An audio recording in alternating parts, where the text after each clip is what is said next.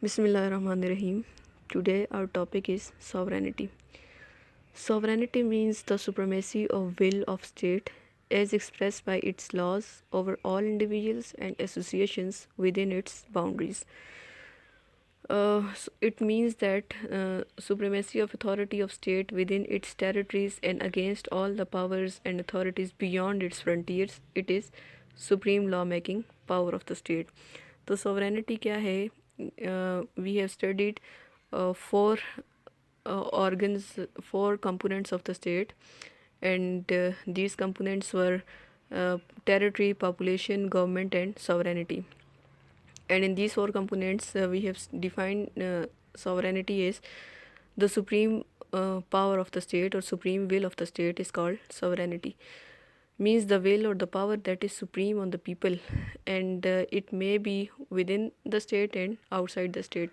Last time भी हमने जो नेशन वाला चैप्टर था उसके अंदर सॉवरेन स्टेट को जब पढ़ा था तो हमने ये पढ़ा था कि जो सॉवरेन स्टेट होती है वो उस वक्त सॉवरेन होती है जब उसके पास पावर हो लॉज बनाने की और वो अपने सिटीजन्स के लिए लॉज बना भी सके और उनको इम्प्लीमेंट भी कर सके, तब वो जो स्टेट होती है वो सॉवरेन स्टेट होती है. फॉर एग्ज़ाम्पल कश्मीर भी एक स्टेट है but it is no government, वो अपने लिए लॉज बना नहीं सकते, इम्प्लीमेंट नहीं कर सकते, so it is not the sovereign state, it is just a state.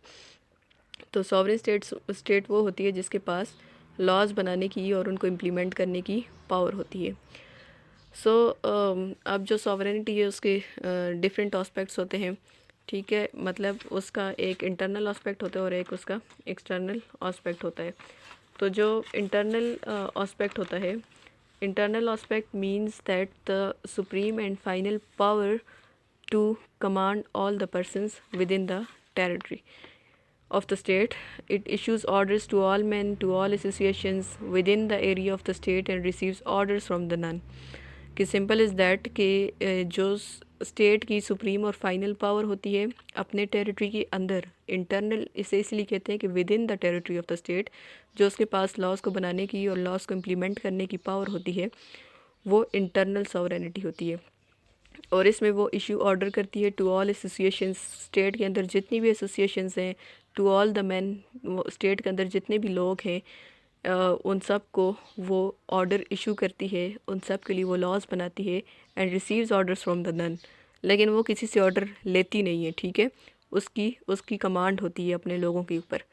Then second one is external sovereignty. What is external sovereignty? It means the freedom or independence of state from any control, compulsion and interference by a foreign state or power. Simple is that कि जब एक state जो है वो externally किसी world power के pressure से या किसी दूसरी स्टेट के प्रेशर से, किसी दूसरी स्टेट के कंट्रोल से या उनकी इंटरफेरेंस से आज़ाद होती है, तब उस स्टेट के पास हम कह सकते हैं कि एक्सटर्नल सॉवरेनिटी भी होती है. ठीक है, इंटरनल तो ये होती है कि मुल्क के अंदर वो कवानीन या लॉज बनाए और उनको इम्प्लीमेंट करे. ठीक, और जो एक्सटर्नल है वो ये होती है कि बाहर से किसी भी इंटरफेरेंस से और किसी भी कंट्रोल से या किसी मुल्क के प्रेशर से वो आज़ाद हो, बिल्कुल आज़ादाना तौर पर काम करे. ठीक है, किसी से डिक्टेशन ना ले, किसी मेजर पावर से, किसी वर्ल्ड पावर से वो डिक्टेशन लेकर काम ना करे बल्कि अपनी विल के ऊपर काम करे. तो ये जो होती है ये एक्सटर्नल सॉवरेनिटी होती है. So it means that there are two aspects of sovereignty. First is internal sovereignty and second one is external sovereignty. And we can define state as supreme power in the state. Aristotle ने इसे supreme power in the state कहा है. ठीक है, और इन सारी चीज़ों से हम ये कंक्लूड कर सकते हैं कि जो सॉवरेनिटी है it is supreme unlimited and absolute power of the state. ठीक है, ये एब्सोल्यूट पावर है स्टेट की, अनलिमिटेड है, इसे कोई चैलेंज नहीं कर सकता. It is supreme power to make laws and enforce them. ये सुप्रीम पावर है लॉज को बनाने की और उनको इन्फोर्स करने की. Its authority cannot be resisted or disobeyed by any person or the body of person within the state. ठीक, and nor does it obey any power outside its boundaries. ये इंटरनल और एक्सटर्नल सॉवरेनिटी की बात हो रही है कि internally कोई पर्सन उसे, जब वो कोई ऑर्डर इशू करती है तो कोई पर्सन उसे डिसोबे नहीं कर सकता. अगर वो डिसोबे करता है स्टेट को तो स्टेट उसे पनिश करती है, और एक्सटर्नली जो है वो किसी को ओबे नहीं करती. This is external sovereignty. Now we will see that what are the characteristics of sovereignty. So following are the characteristics. First characteristic is absoluteness and unlimitedness, कि इसकी पावर जो है वो एक तो एब्सोल्यूट होती है, मीन्स कोई दूसरा इसके अंदर इंटरफेयर नहीं कर सकता, और अनलिमिटेड पावर होती है. इट मीन्स दैट पावर और authority of the state is absolutely supreme and unlimited over all the persons and associations with in its territory and against all the powers and authorities outside the frontiers. ठीक है, ना तो country के अंदर से उस state के अंदर से कोई इसे चैलेंज कर सकता है और ना ही स्टेट के बाहर से इसे चैलेंज कर सकता है कोई. इट इज़ ओमनीपोटेंट, मीन्स के जो सारे का सारा इख्तियार है वो इसके पास होता है. इट इज़ ओमनी कॉम्पिटेंट, कोई इसका मुकाबला नहीं कर सकता. इसके पास अनलिमिटेड अथॉरिटी होती है. It is subject to no legal limitations internal और external. When a state is not supreme, अगर कोई स्टेट जो है वो सुप्रीम नहीं होती, इट इज़ नॉट सॉवरेन, इसका मतलब है कि वो सॉवरेन स्टेट नहीं है. And when it is not sovereign it is not a state. और जब कोई स्टेट सॉवरेन नहीं होती तो वो स्टेट ही नहीं होती, because sovereignty is an important component of the state. The next is indivisibility. Indivisibility means it is undivided. It cannot be divided among two or more sovereigns. There would be only one sovereign in the state. So sovereignty cannot be divided. Every state must have one supreme power in it. It is impossible to have two or more equally supreme powers in the state. ये possible नहीं हो सकता कि दो governments हों state के अंदर. ठीक है, स्टेट के अंदर एक ही गवर्नमेंट होगी. And it shall if so it shall become supreme sooner or later. uh, if a state is divided, fragmented, diminished, limited, sovereignty is a negation of sovereignty. तो फेलिनिक ने ये राइटली कहा है कि अगर एक स्टेट डिवाइडेड है, ठीक है, मतलब हर कोई अपनी अपनी स्टेट के अंदर चला रहा है, गवर्नमेंट की कोई रिट नहीं है स्टेट के अंदर, या फ्रेगमेंटेड है, या सोसाइटीज़ के अंदर वो डिवाइडेड है, या सॉवरेनिटी लिमिटेड है, तो ये सॉवरेनिटी की निगेशन है. Negation means that it is it is it is negation of sovereignty means that कि ये सॉवरेनिटी की नफ़ी है, ये सही मानों में सॉवरेनिटी नहीं है. तो एब्सोल्यूटनेस और इनडिविजिबिलिटी के बाद जो थर्ड इसका करेक्टरिस्टिक है दैट इज़ परमानेंस, कि जो सॉवरेनिटी होती है वो परमानेंट रहती है, वो ख़त्म नहीं होती. ठीक है, अब वो कैसे ख़त्म नहीं होती? Sovereignty of state last long, a state continues to exist. This attribute points out the basic distinction between the state and the government.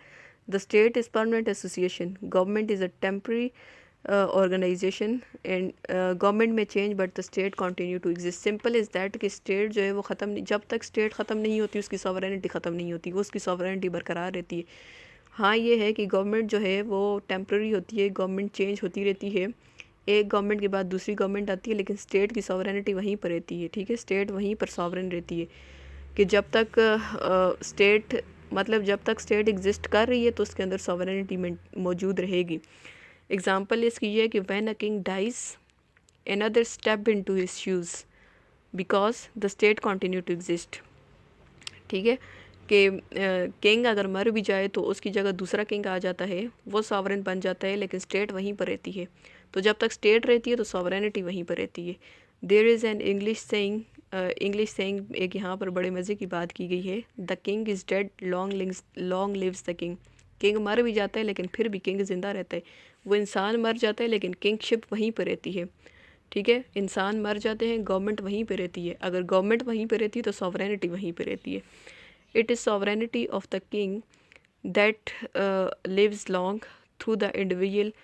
King does not permanence, therefore means the continuity of sovereign power of state, which is unaffected by governmental changes.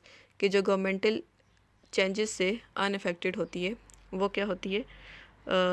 Sovereignty होती है. ठीक, कि ये नहीं है कि government change हो गई तो सॉवरेनिटी इफ़ेक्ट हो गई है, अब स्टेट सॉवरेन नहीं रही. गवर्नमेंट चेंज हो भी गई है तो स्टेट फिर भी सॉवरेन है. किंग मर भी गया तो स्टेट फिर भी सॉवरेन है, उसकी जगह दूसरा किंग दूसरी गवर्नमेंट आ जाएगी. Then the last one is inalienability. Inalienability means taken away और टेकन बैक, कि ये छोड़ी नहीं जा सकती, ये वापस नहीं दी जा सकती. एक दफ़ा एक स्टेट को सॉवरेनिटी मिल गई है, ये तब तक नहीं छोड़ी जा सकती, तब तक वापस नहीं दी जा सकती जब तक इसको डिस्ट्रॉय ना कर दिया जाए. सॉवरेनिटी ख़त्म होने का मतलब ये है कि to destroy the sovereignty. This means that supreme power can not be alienated और taken away from the personality of its holder without destroying it, कि ये उसके होल्डर से ली नहीं जा सकती जब तक कि उसे डिस्ट्रॉय ना किया जाए। आप उसे डिस्ट्रॉय करेंगे तो तब जाके वो ख़त्म होगी। Otherwise without destroying sovereignty can not be ended, it continue to exist. To alienate और give away sovereignty is to destroy is, sovereignty is not transferable. ये ट्रांसफरेबल नहीं है, कि ये नहीं है कि स्टेट अपनी सॉवरेनिटी किसी दूसरे को दे दे जब तक उससे कोई छीन ना ले, उसे कोई डिस्ट्रॉय ना कर ले। So these were important characteristics of state. Now we will see that some of the limitations on sovereignty, की सॉवरेनिटी के ऊपर कुछ लिमिटेशंस होती हैं, वो कौन कौन सी होती हैं।